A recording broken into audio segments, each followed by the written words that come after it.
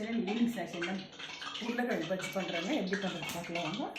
அது கடலை மாவு 1 கப்பு, அரிசி மாவு 1 கப்பு, வெங்காயம், உப்புங்க, மிளகாத்தூள், சோடா உப்புங்க, உருளைக்கிழங்கு. இது பக்கோடா போட்ட மிச்சம் அந்த மாவில் வந்து ஆனியன் பக்கோடா போடுறாங்க.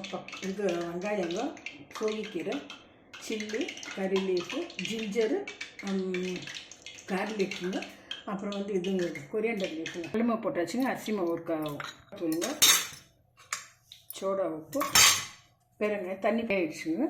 இதை பஜ்ஜி போடுறாங்க. பசங்களுக்கு ஈவினிங்கில் செஞ்சு கொடுங்க.